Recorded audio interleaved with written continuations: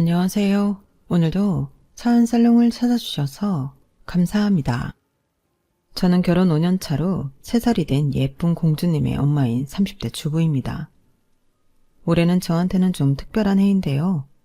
저는 어릴 때 친정엄마가 돌아가셔서 안 계시거든요. 그리고 올해 친정엄마가 돌아가신 지 꼬박 20년이 되는 해이고, 동시에 지금의 제 나이가 친정엄마가 돌아가신 나이라 기분이 많이 이상한데, 어렸을 때는 엄마가 이렇게 젊은 나이에 하늘나라에 가신지 체감하지 못했어요.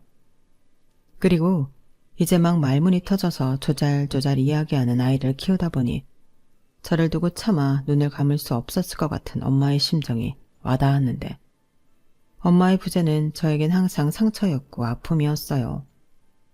게다가 엄마가 돌아가시고 저는 할머니 손에서 자랐는데요. 이런 말은 저를 키워준 할머니한테 죄송한 말이지만 제 인생의 굴곡은 그때부터 시작되었다고 해도 과언은 아니었죠. 일단 아빠가 저를 두고 재혼하셨다가 결국 다시 이혼을 하시면서 제 의지와 상관없이 그 과정에 상처를 받게 되었는데, 아빠 딴에는 저에게 엄마의 자리를 메워주고 싶어서 한 재혼이라고 하셨지만 그건 아니었어요. 왜냐하면 새엄마는 저를 키울 마음이 전혀 없는 사람이었거든요. 그리고 새엄마는 저에게서 아빠를 완전히 뺏어가려고도 했는데 거기엔 또 나름의 이유가 있었어요. 새엄마가 아빠와 결혼할 당시 저보다 어린 딸을 데리고 시집을 왔는데요. 그 동생이 저희 아빠를 독차지하고 싶어 했어요. 아빠 하면서 외동딸 대접을 받고 싶어 했는데, 새엄마는 자기 딸이 그러길 바라니 저희 아빠를 온전한 자기 딸의 아빠로 살게 하려 철저히 저와 아빠를 갈라놓으려 하셨죠. 그러니 아빠 생각과 달리 아빠가 재혼을 했지만 저는 여전히 찬밥에 할머니와 살 수밖에 없었는데, 그렇게 한 3년 정도 아빠를 1년에 2~3번 볼까 말까 하니 할머니가 이건 안 될 일이라고 나서기로 마음을 잡수셨어요. 오죽하면 저렇게 살게 할 바에는 엄마와 새엄마를 이혼시키는 게 낫겠다고 마음을 독하게 드셨는데, 그리하여 새엄마의 독한 시집살이가 시작이 되었죠. 할머니가 무작정 저를 데리고 아빠 집에 들어가 살겠다고 하셨거든요. 그렇게 새엄마는 졸지에 시어머니와 전처 딸까지 함께 살게 되었고, 저희 할머니는 이복 동생이 저희 아빠를 독차지하는 꼴을 또 가만히 보지 않으셨는데, 야야, 네가 뭔데 거 가서 매달려 있노? 니는 항시 2번째다. 여 언니가 아빠 친딸이니까 1번, 니는 2번. 알았나? 이렇게 새엄마와 이복 동생이 보고 듣는 가운데 대놓고 차별을 했으니 새엄마가 폭발하게 되었어요. 그리하여 아빠를 뒤에서 조종해 할머니와 저를 다시 내보내고 이젠 아예 연을 끊고 살게 하려 이간질을 열심히 했는데, 그 수까지 모두 꿰뚫고 있던 할머니는 아빠가 없을 때 온갖 집안일로 새엄마를 가만히 있게 두지 않았어요. 거기에 아빠 돈도 할머니가 직접 관리하고 새엄마에게는 주급으로 생활비를 주신다며 그마저도 가계부를 쓰지 않으면 절대 안 준다고 했는데, 그렇게 재정 상태를 쥐그흔드는 할머니 탓에 새엄마는 아빠에게 이렇게 살 바엔 이혼을 하겠다고 집을 뛰쳐나가면서 아빠의 재혼은 깨지게 되었어요. 처음엔 아빠도 엄마 꼭 이렇게까지 해야 해? 물론 저 사람이 심한 건 나도 인정하는데 그래도 내 아내고 엄마 며느리잖아. 그리고 막말로 없는 것보다는 낫지 않아? 기어코 아들이 이혼당하는 꼴을 봐야 속이 시원하겠어? 라며 새엄마와 이혼을 하지 않으려 했는데, 할머니는 네 이혼하라고 이러는 기다 라며 아빠에게 하루라도 빨리 이혼하고 정신 차리라고 하셨어요. 그러면서 또 그럼 니는 클로온 돌이 박힌 돌 빼내려고 처리약을 쓰는데 아빠라는 니는 니 딸이 저렇게는 괄시 받는 게 괴안나? 나도 내 핏줄이 더 귀하지 너의 핏줄 거두는 거 한 개도 안 반갑다 라며 아빠를 혼내셨는데, 그때는 왜 제가 다 눈물이 나던지 저를 생각해주는 사람은 할머니밖에 없는 것 같더라고요. 그래서 속으로는 저런 아빠보다 할머니랑 둘이 사는 게 낫겠다는 생각을 많이 했는데, 그때는 몰랐지만 할머니는 건강이 아주 나쁘셨더군요. 어쩌면 그래서 더욱 제 걱정을 한 것 같았는데요. 할머니는 식구들에게 아무 말도 하지 않았지만 신장암을 앓고 있었어요. 가끔 포도당 맞으러 병원에 간다. 서울에 있는 작은 아빠 집에 다녀온다는 게 당신 병 때문이었더라고요. 저는 그때마다 옆집에 맡겨져 할머니 올 날만 기다렸는데 할머니는 그런 어린 소녀의 마음을 알고 계셨더라고요. 그래서 저를 아프게 하고 저를 밀어내려는 새엄마를 당신이 나서서 아빠에게서 떼어놓으려 하셨고, 아빠는 할머니가 아프다는 사실을 알고 할머니 뜻에 따랐는데, 그렇다고 부녀의 정이 쌓이거나 사이가 좋아지는 일은 없었죠. 그리고 할머니는 제가 아빠와 산 지 2년도 되지 않아 하늘나라로 가셨고, 그 후로는 아빠와 쭉 둘이서만 살았는데, 솔직히 좋은 기억은 별로 없네요. 그냥 각자 살았거든요. 서로에게 큰 관심과 걱정도 없이 그냥 한 집에서만 살았는데, 그래서 저는 아빠와 살고 있었지만 할머니가 그리웠고 엄마가 보고 싶었어요. 또 학교에 다니면서 쭉 느꼈던 점이 있었는데 어쩐지 저는 다른 아이들과는 좀 다르다는 생각이 강하게 들더라고요. 왜 엄마 없는 애는 티가 난다고 어른들이 그러시잖아요. 저는 저한테서 그런 티가 난다고 생각했어요. 다른 친구들은 전부 엄마가 있어서 머리 모양도 단정하고 옷도 신경 써서 입고 학교에 오는 것 같았는데 저는 아니니까 그런 게 늘 자신이 없었거든요. 그리고 자연스럽게 바쁘고 저에게 달리 관심이 없는 아빠와 살다 보니 하나부터 열까지 제 스스로 해야만 했는데요. 이건 뭐 어린 딸이 나이 많은 아빠를 더 챙기는 꼴이었어요.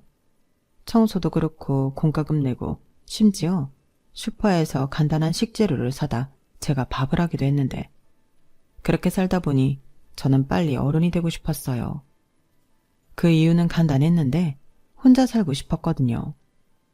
그리고 드디어 고등학교 졸업을 한 해에는 용돈을 모아 마련한 100만 원의 자립금으로 집을 나와 독립된 생활을 했는데 말이 독립이지 그때 고생을 참 많이 했어요. 고시원, 고시텔, 반지하, 옥탑방, 심지어 쉐어하우스라고 방만 빌려 사는 생활도 했는데 어린 여자아이가 그런 생활을 하는 게 쉽지 않아 보였겠지만 저는 나름 괜찮았어요. 그리고 아빠는 그래도 딸이라고 혼자 사는 저를 위해 매달 용돈은 보내주시기도 했는데요. 그게 큰 도움이 되기도 했어요. 그리하여 저와 아빠는 따로 떨어져 살면서 가끔 생사 확인차, 안부만 전화를 하며 각자 편하게 사는 걸 추구하게 되었고 제가 철이 조금 들면서 그래도 아빠와 사이는 많이 좋아진 편이었어요. 제가 아빠를 걱정하고 챙기니 아빠도 그런 관심을 받고 싶었다는 듯 좋아하시더라고요. 그리고 저는 취업에 성공해 본격적인 돈을 벌면서 나름 독하게 살았는데 혼자 살다 보니 돈이 제일 중요했거든요. 그때 당시 저에겐 돈으로 살 수 없는 행복 어쩌고 하는 것들은 모두 배부른 거짓말이었는데 돈으로 행복을 살 순 없지만 돈이 있다고 불행한 사람은 없다고 생각했어요. 저는 행복보다는 힘들고 불행하고 싶지 않았기 때문에 아주 절실하게 돈을 많이 벌고 싶었거든요. 그러니 한참 놀고 싶고 연애하고 싶은 그런 나이임에도 불구하고 저는 연애를 해야겠다, 결혼을 해야겠다 그런 생각을 할 겨를이 없었는데요. 사람의 인연은 아무도 모른다고 그 시절에 남편을 알게 되었어요. 남편은 거래처 직원으로 꽤 오랜 시간 알고 지냈는데 저 사람이 미래의 내 남편이 될 줄은 꿈에도 몰랐죠. 일단 말수도 별로 없었고 저를 좋아하는지 어쩐지 그 속을 알 수가 없는 사람이었는데 서로 익숙해지고 편해지다 보니 업무적인 관계에서도 사적인 감정의 싹은 피어나더라고요. 그리고 그 사람을 조금씩 알게 되면서 나이, 사는 동네, 뭐 그런 시시콜콜한 것들을 알게 되었고 남편이 먼저 고백을 하면서 저희 사이는 크게 변하게 되었어요. 솔직히 남편이 처음 고백을 했을 땐 저는 도망치기 급급했거든요. 누굴 만나 다시 없던 관계를 만드는 게 저에겐 쉽지 않고 무서웠어요. 저 또한 저의 처지가 남들이 말하는 조건이나 기준에 비하면 너무 보잘것이 없었기 때문에 더 자신이 없었는데요. 남편은 근 1년을 저를 기다려주면서 저의 모든 것을 이해하고자 노력해줬어요. 그러니 그 모습이 저를 조금씩 용기를 내게 만들었는데 연애를 5년 정도 했을까? 남편의 집에서 결혼 이야기가 나오기 시작했죠. 장남이다 보니까 홍기도 찾고 만나는 여자도 있다고 하니 집에 데리고 오라고 하셨대요. 그런데 저는 그게 너무 무서워서 차일피일 미루기만 했는데 그때 시어머니가 저를 만나러 따로 저희 회사까지 찾아오셨더군요.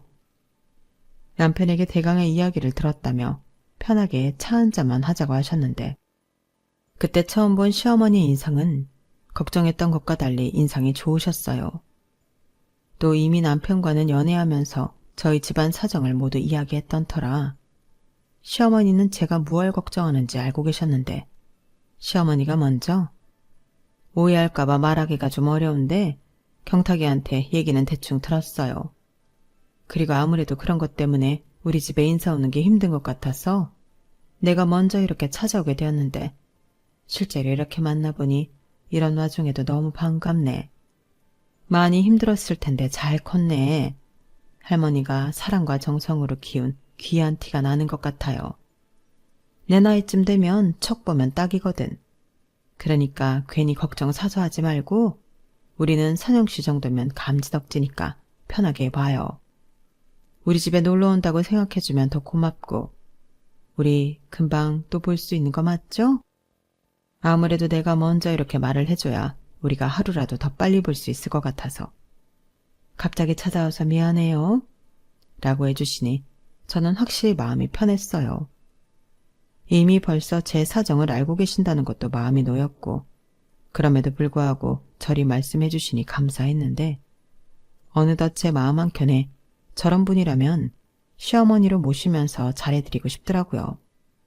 거기에 나아가 한동안 느끼지 못했던 엄마의 정도 기대해 볼 수 있을 것 같은 어린아이의 마음이 되었는데요.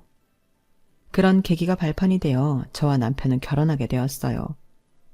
둘 다 아주 넉넉하게 신혼생활을 시작한 건 아니었지만 대출 조금 더 끼고 빌라 전세에서 결혼생활을 시작했는데 제 인생에도 이런 날이 오다니 놀라울 정도로 안락하고 행복하더라고요. 그러면서 어릴 때 마냥 부러워만 했던 행복한 가정을 제 손으로 꾸려보고 싶은 욕심도 생겼는데요. 남편과 함께라면 충분히 가능할 거라고 믿어 의심치 않았어요. 물론 천사 같은 아이가 있는 지금은 이미 그런 꿈을 이룬 것처럼 더할 나위 없이 행복 자체였지만 징얼의 생활이 있기까지 저도 나름의 고난과 역경이 있었답니다. 혹시 오해가 있을까봐 미리부터 밝히자면 저희 시부모님은 여전히 저에게 잘해주시고 계세요. 시어머니는 물론이고 시아버님까지도 며느리인 저를 친딸처럼 생각해 주는 감사한 분이라 저는 늘 시댁에 갈 때면 다른 며느리들과 다르게 신나서 남편보다 더 먼저 가 있곤 했는데 주변에서 그러더라고요. 선영 씨는 진짜 복이 많은 사람 같아 라고요. 하지만 그게 전부였다면 제가 여기에 사연을 쓰고 있지는 않았을 것 같은데 저에겐 좀 짜증나고 신경 쓰이는 시댁 식구가 한 명 있어요. 그 사람은 바로 시부모님이 늦게 낳은 늦둥이 딸, 제 손아래 신우인데요. 원래 시어머니 시집살이보다 신우 시집살이가 사람을 더 잡는다고. 저에게 있어 신우는 아무도 몰래 등짝을 후려쳐주고 싶은 왼수예요. 얄밉다는 표현으로는 성에 차지 않을 정도로 사람을 무시하는데 신우 이야기를 시작하면 한도 끝도 없죠. 일단 시부모님이 늦둥이로 낳은 딸이라 정말 오냐오냐 온갖 진상도 사랑으로 받아주셨는데 그렇다 보니 세상 무서운 것도 없고 아래 위도 모르는 싸가지 그 자체였어요. 솔직히 결혼 전부터 조짐이 있긴 했는데 남편이 대놓고 자기 동생한테 뭐라고 하고 그 동생도 오빠인 남편을 무서워하는 것 같아 남편을 믿고 결혼을 하게 되었죠. 또 신우인데 결혼한다고 해서 뭐 얼마나 보겠나 그런 아니라는 생각도 있었는데요. 그 문제의 신우 때문에 신혼 때는 저도 이혼 생각을 해본 적이 있었어요. 사람이 할 수 있는 말과 하면 안 되는 말이 있는데 신우는 그런 것도 모르는 아나무인인 사람이었거든요. 거기에 자기보다 못한 사람을 보면 그렇게 무시하고 깔볼 수가 없는데 시부모님은 그런 딸을 혼을 내긴 하시지만 신우는 그런 부모님의 말을 들을 생각이 없어 보였어요. 누가 보면 자기를 무슨 돈 많은 부잣집 딸로 볼 줄 아는 건지 기세가 아주 등등하더라고요. 그러니 엄마도 없고 가난한 친정을 가진 저를 자기보다 한참 급이 떨어진다고 생각했어요. 아예 대놓고 저를 자기 집 레벨과 어울리지 않는다며 소위 말하는 신우이 짓 시자 노릇을 했는데 그때마다 제 속이 뒤집어졌어요. 그리고 아이러니하게도 시집살이 때문에 도망치듯 아빠와 이혼한 새엄마의 기분이 이랬을까? 이젠 얼굴도 기억이 나지 않는 그 여자 생각이 났는데 그만큼 신우의 시자짓은 사람을 환장하게 했죠. 오죽하면 제가 저보다 어린 신우의 말에 울컥해서 화장실에 들어가 한참을 울고 나온 적도 있었는데요. 그 모습을 본 남편은 신우를 쥐잡듯 잡기 시작했어요. 당연히 신우는 자기가 왜 오빠한테 혼이 나야 하냐며 발끈했죠. 아이씨, 왜 나한테만 뭐라고 해? 내가 만만해? 노이놈의 기집애, 아까 올케 언니한테 뭐라고 했어? 네 올케가 우리 집이랑 레벨이 안 맞아? 레벨 같은 소리하고 자빠졌네. 네가 뭔데 내 와이프 눈에서 눈물을 빼. 너 당장 올케 언니한테 사과 안 해? 어머, 별꼴이야? 언니, 그새 우리 오빠한테 쪼르르 가서 일렀어요? 아, 속도 줘봐라. 내가 뭐 없는 소리 했나? 그리고 오빠, 아무리 오빠가 새언니 편을 든다고 해도 나한테 이러는 거 아니지. 무슨 사과를 하라는 거야? 나 잘못 없어. 언니가 자격지심이 있어서 눈물바람 한 거지. 막말로 오빠랑 우리 집이 좀 손해보는 결혼하는 건 맞잖아. 맞긴 뭐가 맞아. 그리고 무슨 내가 손해를 봤다는 거야. 나는 우리 선영이 아니면 결혼 안 했어. 선영이라서 결혼한 건데 네가 뭘 안다고 나서. 아, 그러셔? 아주 사랑꽃 나셨네. 새언니는 좋겠어요. 조건도 언니 편만 들어주는 남편이 있어서. 어디 그것뿐인가? 언니 레벨에는 꿈도 못 꿀 우리 집에 시집까지 왔으니 언니도 선빵한 거지. 경은이 너 그만하지 못해. 어디서 버릇없게 올케 언니한테 그런 소리를 해. 그리고 경탁이 너도 아무리 네 동생이 잘못했어도 너무 뭐라고 하지 마라. 얘가 몰라서 실수한 거 가지고 왜 그렇게 몰아붙여? 네가 그러면 그럴수록 제가 더 심통 부리는 거 몰라? 내가 몇 번을 말해. 이게 다 엄마가 계속 애를 싸고 도니까 저렇게 위아래도 모르고 버릇없이 그런 거라고. 심통이 나서 사과를 안 하는 게 어딨어. 너 이놈의 기집애 당장 사과 못해? 싫어, 못해, 안 해. 오빠는 왜 나만 가지고 그래? 내가 뭘 잘못했다고. 우리 집이랑 새언니가 레벨이 안 맞는 건 다 아는 사실이잖아. 엄마 없이 자라서 아는 것도 없고. 나는 레벨이 맞는 사람끼리 어울리는 게 맞다고 생각해. 솔직히 격 떨어진단 말이야. 사람이 급이 있지. 오빠 너는 왜 그렇게 눈이 났냐? 너 조용히 못해? 아, 우리 며느리 괜히 시댁 갔다가 별소리를 다 듣네. 내가 대신 사과하마. 우리 애가 철이 없어 저런다. 예심 넓은 네가 참아. 왜 그래요? 참긴 뭘 참아? 그리고 왜 선영한테만 참으라고 해요? 좌우간, 진짜 내가 이래서 쟤 있을 때 집에 오기가 싫어. 그래? 말 잘했네. 그럼 오지 마. 그리고 새언니도 괜히 가증 떨지 말고 우리 집엔 제사나 명절에만 와요. 뭐 반가운 얼굴이라고 자주 와요.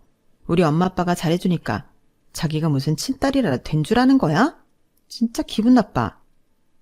너 그 입 다물지 못해? 아우, 저거 진짜 동생만 아니면 한 대 패주고 깽값 물어주는 건데. 자기야, 일어나서 짐 챙겨. 나는 더 이상 여기 못 있겠다. 경탁이 너까지 왜 그래? 아유, 선영아, 내가 미안해. 네 남편 말처럼 얼른 가라. 내가 현관 앞에 반찬 싸놨으니까 그거 꼭 들고 가. 경탁이 너는 운전 조심하고.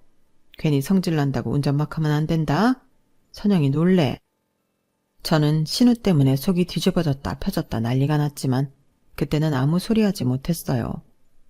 너 왜 말을 그따위로 하냐고 싸울 수도, 나는 괜찮다고 남편을 말릴 수도 없으니 바보처럼 아무 말도 못하겠더라고요. 대신 남편이 제목까지 화를 내고 씩씩거리니 그걸로 위안 삼아 그날은 집으로 돌아왔는데, 그런 기분 나쁜 일이 있을 때마다 남편은 저에게 몇 번이고 사과를 했어요. 자기야, 아까는 많이 속상했지? 미안해. 저놈의 기집애, 내가 언제고 저놈의 주둥이 홍구멍을 내줄 거야. 엄마 아빠가 너무 오냐오냐 키우고 싸고 도는 바람에 지가 그거 믿고 저렇게 까부는데 언제고 나 아니라도 임자 만나겠지. 그러니까 자기도 힘들겠지만 기분 풀고 우리 가급적 본가에는 가지 말자. 이렇게 말했는데 정말 속은 상했어도 남편이 저러니 저는 넘어갈 수밖에 없었죠. 그리고 마음 한편으로는 신우가 하루라도 빨리 시집을 가서 그 밉상 얼굴 보는 날이 없길 바라고 또 바랬는데, 저희 신우는 늘 좋은 조건의 남자만 만나면 결혼할 거라고 떠들고 다녔거든요. 하지만 그런 조건의 남자가 유감스럽게도 눈이 삐지 않아 신우가 결혼하는 날은 올 것 같지 않았는데, 그러던 중 집신도 짝이 있다는 말이 맞는 건지 드디어 신우가 찾던 조건은 좋으나 눈이 먼 정신 나간 남자가 나타났어요. 그때 제가 막 임신을 했을 때였는데 신우는 조카가 생기는 건 안중에 없었고 당장이라도 시집을 갈 것처럼 입이 아주 귀에 걸렸어요. 솔직히 제 입장에서도 그 소식은 반갑기 그지 없었는데요. 신우의 예비 남편은 신우 말처럼 거의 준재벌에 가까운 집 아들이었어요. 게다가 시집살이 시킬 시어머니도 없고 신우의 짓할 여자 형제도 없다고 했는데 거기까지 들으니 저도 슬슬 배가 아프더라고요. 그 남자가 잘나서 배가 아픈 게 아니라 내심 너도 시집가서 너 같은 신우 만나 고생 좀 해봐라 하는 마음이 있었는데 신우가 없다니 그게 참 유감스러운 일이었어요. 그리고 그런 저의 마음을 꿰뚫어 봤는지 신우는 원래도 얄미운 면상을 더욱 얄밉게 하고서는 자긴 시집살이도 하지 않고 평생 사모님 소리 들으며 떵떵거리고 살 거라고 저에게 자랑을 하는데 그때는 솔직히 좀 약이 오르더군요.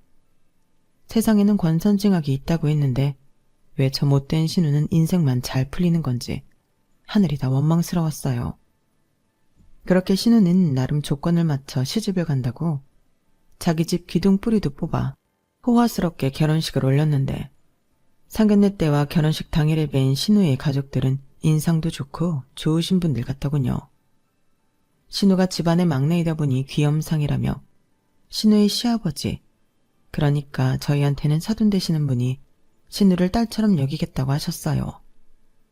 그 말에 저희 시부모님도 감사하다며 좋아하셨는데 그러면서 의뢰 저희 애가 할 줄 아는 게 많이 없습니다.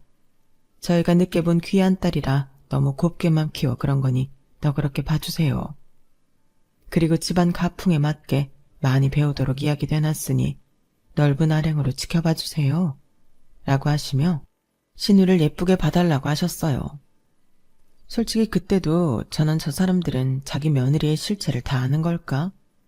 괜히 꼬장을 부려보고 싶은 마음이 들기도 했는데 일단 빨리 시집을 가서 제 눈에 보이지 않게 되는 것이 중요하니 저는 적극 협조하기로 마음을 먹고 허벅지를 꼬집으며 역겨움을 참았어요.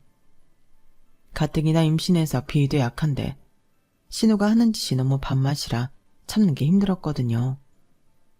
그리고 신우의 가증 섞인 연극에 속아 넘어간 듯 보이는 신우의 시아버님은 그저 허허 웃으며 이제 막 시집 오는 건데 모르는 게 당연하지 않겠냐고 당신은 다 괜찮다고 하시는데 사업을 크게 하셔서 그러신가? 소소한 일은 잘 신경 쓰지 않는 듯 보였어요. 그러니 그 말에 신우는 또 저를 향해 어깨를 으쓱하며 새침을 떨기 시작했는데 그렇게 신우는 자기가 바라는 대로 인생이 풀려가는 듯 보였어요. 그리고 저 역시 이제 허튼 꿈은 버리고 그래도 미우나 고우나 가족인데 이왕 시집간 거 이혼해서 돌아오지 말고 그 집에서 잘 살길 바랬는데요. 아니 웬걸? 결혼하고 3개월도 되지 않았는데 신우가 짐가방을 들고 친정에 와서 울고불고 난리가 났더군요. 저는 그때 산부인과에 가는 날이라 회사에 휴가를 냈고 남편은 저와 산부인과 진료를 받고 곧장 출근을 해서 저 혼자 시댁에 갔었는데 현관문도 열려있고 신우의 짜증 섞인 목소리가 현관 밖으로 새어나왔는데 사람 심리가 왜 그런지 저는 숨을 죽이고 그 소리에 집중했어요. 그때 저는 마침 점심시간이라 시어머니와 점심을 먹을 생각이었거든요.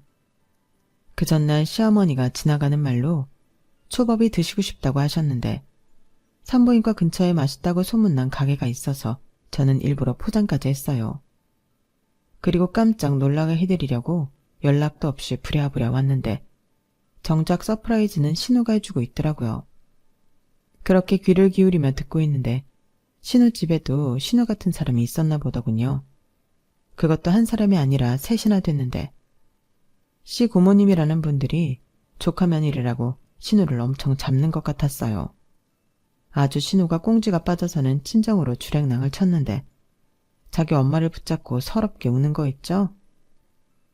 엄마, 나 진짜 이렇게는 그 집에서 못 살아. 아니, 왜 그래? 무슨 일이 있었는지 차근차근 말해봐. 그게 있잖아. 나 완전 사기 결혼 당했어. 결혼 전에 나한테 잘해주는 건 순전히 쇼였고, 나를 무슨 다 잡은 고기처럼 신혼인데도 홀대하는데, 그것도 너무 서럽고. 집에 돈은 많다고 하는데 정작 내가 쓸 돈은 안 준다? 어디 그뿐이야? 시고모님들이 진짜 지랄 맞아. 자기들이 시엄마래. 그럼 나는 무슨 시어머니를 셋이나 모셔? 매일같이 집에 와서 청소가 어떻고 음식이 어떻고 나만 쥐잡듯이 잡아. 뭐? 너 그렇게 힘든데 이서방은 뭐라고 안 해? 안 해. 나더러 무조건 참고 고모들한테 맞추래. 자기도 고모들 무섭다고. 자기한테 불똥 튀지 않게 나더러 알아서 하라는데 나 진짜 너무 힘들어. 그래도 어떡해. 네가 잘 좀 맞춰봐. 네가 잘하면 그 고모님들도 뭐라고 하지 않으시겠지. 못 맞춰. 그건 아무도 못 맞춰. 트집을 잡기 위해서 그러는 건데 아마 내가 너무 잘하면 잘한다고 또 뭐라고 하실걸? 그냥 내가 싫은 거야. 왜? 왜 네가 싫어? 그럴 이유가 없잖아. 몰라. 나더러 며느리 하나니까 시아버지도 챙겨야 하고 집안 대소사도 챙겨야 하는데 그거 다 챙기면 엄마, 나 친구 만나서 쇼핑할 시간도 없어. 무슨 종이야, 종. 그러면서 아버님은 나한테 하루빨리 애나 낳으라고 잔소리하시고. 뭐? 그렇게 인상 좋으신 분이 그러셨단 말이야? 그거 다 연기였어. 온 집안 식구들이 다 나랑 우리 가족을 속인 거라고. 엄마, 나 어떡해. 이혼할래. 시끄러워. 결혼한 지 얼마나 됐다고 벌써 이혼 타령이야? 엄마가 몰라서 그래. 이제는 큰 고모님이 나한테 뭐라고 하셨는 줄 알아? 나더러 가정교육을 개떡같이 받았대. 니네 엄마는 이런 당연한 것도 안 가르쳐줬냐고 하는데 성질이 나서 못 참겠더라고. 그래서 나도 한바탕 뒤집었지. 그랬더니 이번에는 막내 고모님이 나더러 몸만 딸랑 시집 왔으면서 성깔만 부린다고 자기 집안에 날로 시집을 왔다면서 저런 것들이랑 우리 집이 어울리냐고 나더러 급 떨어진대. 저는 신우의 말에 순간적으로 웃음이 터져 나올 것 같은 걸 겨우 참았어요. 지가 나한테 레벨 어쩌고 급 어쩌고 하더니 그 잘난 집에서 똑같이 당하고 있더라고요. 그 소리를 듣는데 저는 솔직히 너무 고소했어요. 그래도 하늘이 완전히 신우 편은 아니구나 위안이 됐는데 그때였어요. 신우가 눈물을 닦겠다고 일어나면서 현관문 밖에 있던 저와 눈이 딱 마주쳤는데 하필이면 저의 시댁이 옛날 주택이라 거실이 현관문이랑 가깝거든요. 그러니 신우가 마치 너 지금 내 얘기 다 들은 거야? 라고 하듯 저를 노려봤는데 저는 멋쩍어서 그냥 웃어 보이고 말았네요. 그리고 시어머니도 제가 온 것을 알고 조금 놀라신 듯한 얼굴이었는데 저는 괜히 두 모녀가 민망할까봐 사간 초밥을 둘이 드시라고 바닥에 내려놓고 집으로 돌아왔어요. 근데요. 돌아오는 내내 왜 그렇게 미소가 지어지는지 저는 집에 와서도 싱글벙글이었는데 그도 그럴 게 신우가 시집살이 때문에 힘들다고 눈물 콧물 쏟으며 우는데 그 모습이 혼자 보기 아까울 만큼 너무 웃겼거든요. 그리고 제가 집에 온 지 2-3시간이 됐을까? 아니나 다를까 신우한테 전화가 걸려왔고 신우는 다짜고짜 저한테 화를 내면서 아까 왜 웃었냐고 따지기 시작했어요. 아무리 생각해도 제가 자기를 비웃고 있었던 것 같다며 기분이 나빠서 그냥은 도저히 넘어갈 수가 없었다고 하는데 기도 차지 않았어요. 누가 봐도 쪽팔린 김에 지금 저한테 화풀이를 좀 하겠다는 억지 심보잖아요. 아가씨, 제가 뭘 했다고 저한테 그러세요? 저 비웃지 않았어요. 뭐래, 내가 분명히 다 봤는데 어디서 딴소리예요? 내가 우스워요? 누가 그렇대요? 그리고 지금 저한테 뭐 때문에 이러는 건지 모르겠는데 제가 아가씨보다 서열이 위에요? 이건 좀 선 넘는 것 같은데? 저 비웃지 않았고 분위기가 좀 나쁘길래 그냥 왔을 뿐이에요. 그 말을 지금 나더러 믿으라는 거예요? 언니, 솔직히 내 얘기 어디까지 들었어요? 발뺌할 생각하지 말고 사실대로 말해요. 발뺌할 생각 없고요. 거진 다 들었어요. 속아서 결혼한 것 같다면서요. 그나저나 아가씨도 참 안 됐네요. 시집살이 시킬 시어머니 신우들 없다고 그렇게 좋아했는데 시구모님들이 그런 사람들일 줄이야. 그러는 거 보면 세상은 참 공평한 것 같네요. 그 소리 지금 나한테 쌤통이라는 말 하고 싶은 거죠? 어머, 아가씨는 역시 눈치가 백단이네요. 그렇잖아요. 아가씨가 저한테 좀 못되게 굴었어요? 레벨이 안 맞다고 격 떨어진다고 급이 안 맞다고 했잖아요. 아가씨는 그런 말 들을 때 기분 어땠어요? 기분 더럽죠. 그러게 그런 말은 하는 게 아닌데 그 고모님들도 진짜 못됐다. 결혼식장에서는 그렇게 좋은 사람인 척 하시더니 실상은 아니었나 보네요. 됐어요. 언니는 언니나 잘해요. 지금 누가 누굴 걱정해? 어머, 제가 걱정하는 걸로 들렸어요? 아닌데? 아가씨도 성인이고 이제 시집갔으니 출가 외인인데 아가씨 일은 아가씨가 알아서 해야죠. 솔직히 그동안은 어머님 아버님 때문에 편하게 산 건 맞잖아요? 근데 제가 겪어보니 세상이 그렇게 호락호락하진 않아요. 이제라도 그걸 알게 됐으니 다행이죠. 아가씨도 이번 기회에 제대로 배워봐요. 시집살이가 얼마나 사람을 미치게 하는지. 언니, 지금 나 시집살이 하다 피말라 죽으라고 고사 지내요? 고사는 안 지냈는데 지금부터 한번 지내볼까요? 언니! 신우는 제 말에 약이 바짝 올라서 소리를 지르고 난리가 아니었어요. 그러자 저 멀리서 시어머니가 어디다가 분풀이를 하냐고 신우한테 뭐라고 하는 소리가 들렸는데 그렇게 전화가 끊기더라고요. 그리고 전화 받는 그 모습을 다 보진 못했어도 신우가 얼마나 열을 받아 난리 났을지 안 봐도 비디오였는데 그날 저는 처음으로 발을 쭉 뻗고 잘 수 있었어요. 오죽하면 남편이 옆에서 오늘 뭐 나 없을 때 좋은 일이라도 있었어? 라고 하는데 저는 아니라고 별일 없었고 병원 가서 애기 초음파 보고 와서 기분이 좋다고만 말했는데 아무리 남편이 자나깨나 제 남편이라고 해도 시집간 동생이 시집살이 때문에 힘들다고 하는데 저처럼 기분이 좋겠어요? 그래서 저는 신우가 나중에 얘기하면 그거야 어쩔 수 없지만 제 입으로 신우가 힘들다는 말은 해주고 싶지 않더라고요. 그리고 그날의 분위기로 봐서는 신우가 금방이라도 이혼하고 돌아올 것만 같았는데 다행이라고 해야 하나? 꾸역꾸역 이혼은 하지 않고 살았고 나중에 시어머니한테 듣기로 신우가 이혼 얘기를 꺼냈다고 본전도 못 찾고 더한 시집살이를 한다고 들었어요. 그 말을 하시는 시어머니 표정은 당연히 좋지 않았는데 그 집 시아버님이 그러셨대요. 자기 집안에 이유는 없다며 시집 온 이상 죽기 전에는 이 집을 나갈 수 없다나요? 그 말이 너무 공포스러웠다며 또 전화로 울고불고한 모양이었는데 심지어 친정에 전화를 너무 자주 한다고 핸드폰도 큰 시고모한테 뺏겼대요. 거기에 정말로 이혼을 한다고 고집을 부리면 막강한 변호사 군단을 만들어 신우는 물론이고 신우의 친정도 막대한 배상을 하게 만들 거라고 협박을 한 것 같았는데 돈 많은 집이라고 좋아하더니 그 돈이 무섭긴 하더라고요. 그럼 밖에 나가 일이라도 하면 숨통이 좀 트일 텐데 그 돈 많은 집안이 며느리가 일할 필요도 없을 뿐더러 신우 역시 그런 와중에도 일할 마음은 또 없다 보니 적극적이지 않았는데 그럼 뭐 어째요? 그냥 살 수밖에요. 그래서 신우의 시집살이는 언제 끝날지 아무도 모르게 되었는데 그 탓에 시부모님 마음은 늘 불편하고 걱정이 많으셨어요. 당연하죠. 당신들은 그저 바람 불면 날아갈까 꼭지면 터질까 금이야 오기야 키운 딸이니까요. 그런데 옆에서 이 모든 사실을 알게 된 남편이 시부모님에게 이렇게 말했는데요. 엄마 아빠가 못 가르친 거 그 집에 가서 배우는 거니까 너무 속상해하지 마. 지도 적응하고 살려면 배워야지. 저 말을 듣는데 제 남편이지만 어쩜 그렇게 제가 하고 싶은 말을 탁 꼬집어 하는지 그날따라 남편이 더 멋져 보이는 거 있죠. 그리고 제가 출산을 임박해 회사를 그만두게 되었을 때도 남편은 그런 제 의사를 기분 좋게 존중해 주었는데요. 요즘 남자들 여자가 맞벌이하지 않으면 싫어한다고 해서 걱정을 많이 했거든요. 사실 저는 제가 엄마 없이 자란 아픔 때문에 우리 애는 엄마인 제 손으로 키우고 싶다는 생각을 오래전부터 하고 있었어요. 그래서 그런 제 마음을 조심스럽게 회사를 그만두기 전에 남편에게 이야기를 했는데요.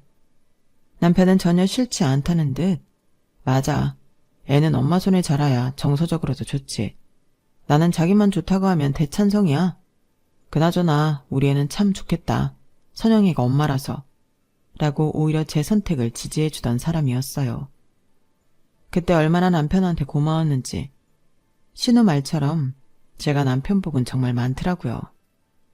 그리하여 저는 전화도 잘하지 못하는 신우 덕에 시집살이에서 해방되어 시댁도 마음껏 다니고 덩달아 친정 아빠도 좀 챙기면서 출산을 준비할 수 있었는데, 그런 편안한 마음으로 아이를 낳아 그런지 저희 딸은 어린 신생아일 때부터 순하고 잘 웃는 아이였어요.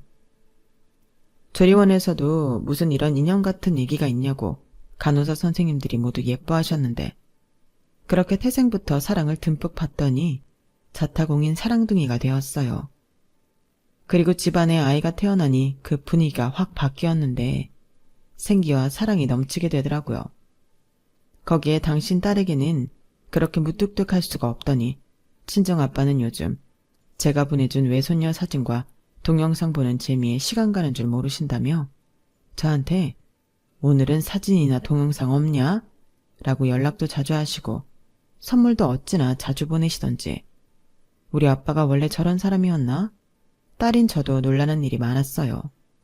거기에 질세라 시댁에서도 첫손녀 사랑이 장난이 아니신데 이게 다 저희 딸이 태어나고 일어난 일이었어요. 오죽하면 저희 시부모님은 주말이면 제발 좀 애 좀 집에다 놓고 가라고 시아버님이 저희 부부만 돌려보내는 날도 많았는데, 덕분에 처음 하는 육아지만 저는 전혀 힘들지 않았어요. 아마도 저희 애는 무난하고 성격 좋은 자기 아빠를 빼다 박은 것 같았는데 고모를 닮지 않고 아빠를 닮아 얼마나 다행인지요. 원래 임신하고 미워하는 사람을 애가 닮는다고 해서 제가 걱정이 많았거든요. 그런데 다행히 그런 거 없이 저희 애는 엄마 반 아빠 반 공평하게 닮아 태어났고 성격은 아빠를 닮아 저는 너무나도 행복합니다. 애를 낳으면 자기 생활이 사라지고 그렇게 우울할 수가 없다고 하는데 저는 전혀 아니에요. 아이가 주는 기쁨이 너무 크거든요. 그래서인지 요즘은 신우도 저를 부러워하며 아이를 가지려 노력한다는 말을 들었는데요. 글쎄요, 신우가 원해서 임신을 준비하는 건지 시집살이에서 벗어나려 임신을 하고 싶은 건지 솔직히 모르지만 부디 신우의 바람대로 신우 똑 닮은 애를 낳았으면 좋겠습니다. 왜 엄마들이 너 닮은 딸 낳아보라고 하잖아요. 저희 시어머니는 착하신 분이라 그런 말을 절대 하지 않으실 뿐이지만 저는 꼭 그렇게 되길 바라고 있어요. 인생에는 총량이 있다고 하던데 신우도 그동안 편하게 멋모르고 산 시간만큼 고생이라는 걸 해봐야죠. 그래야 자기 애한테는 오냐오냐 하지 않고 대도하는 걸 가르치지 않겠어요? 거기에 살짝 제 사심을 넣어보자면 애를 낳으면 그만큼 친정에 올 수 있는 시간이 없어질 테니 보기 싫은 얼굴 더 자주 안 볼 수 있고 너무 좋을 것 같더라고요. 그래서 요즘은 제가 화이팅하라고 임신에 좋은 영양제도 보내주고 정보 공유도 해주고 있는데 사람이 좀 변하긴 하는 건지 웬일로 고맙다고 메시지를 보내더라고요. 그런 거 보면 아무리 개망난이라도 희망은 있는 것 같은데 또 안 와요. 시간이 많이 지나고 원수 같았지만 신우랑도 잘 지내는 날이 제 인생에도 올죠.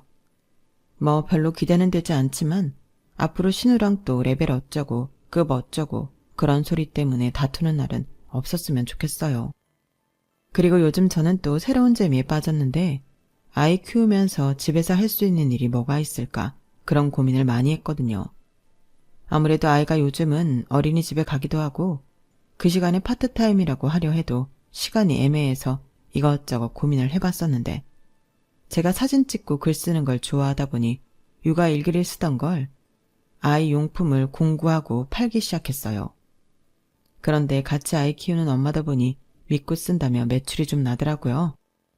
그래서 욕심을 조금씩 더 내다 보니 이젠 사무실도 없고 직원까지 있는 나름 사업가이자 CEO가 되었는데 그래도 저는 어디 나가면 전업주부라고 저를 소개해요. 쑥스러운 것도 있고 제가 주부라서 이런 것들을 더 꼼꼼히 체크할 수 있다는 자부심이 있어서 그러는 건데 나중에 저희 아이가 많이 커서 엄마 손이 많이 필요 없게 된다면 그때는 집중적으로 사업에 제 전력을 다할 생각입니다. 일단 저에게 가장 1순위는 저희 가정이고 가족이고 저희 아이거든요. 그래서 요즘은 제가 하고 싶은 걸 마음껏 할 수 있어 매일이 행복하기만 한데 시부모님도 언제든지 도움이 필요하면 말만 하라고 저의 든든한 지원군을 자처하고 계세요. 그리하여 올해는 내 집 마련에 성공해 이사도 앞두고 있는데 새 집에서 우리 가족 더 건강하고 행복하라고 여러분들이 많은 응원해주세요. 그럼 지금까지 제 사연이었고요. 끝까지 제가 사는 이야기 들어주셔서 대단히 감사드립니다. 저희 철없는 신우도 언젠가는 철이 들어 지난 날을 후회하고 반성하는 날이 오겠죠. 꼭 그런 날이 오길 바라며 저는 이만 사연을 마무리하도록 할게요. 항상 건강관리 잘 하시고 오늘 하루도 보람있고 즐거운 날 되시길 바랍니다. 감사합니다. 여러분, 사연 댓글에 응원과 현명한 조언 부탁드려요. 좋아요와 구독은 저에게 큰 힘이 됩니다. 오늘도 좋은 일 가득하세요.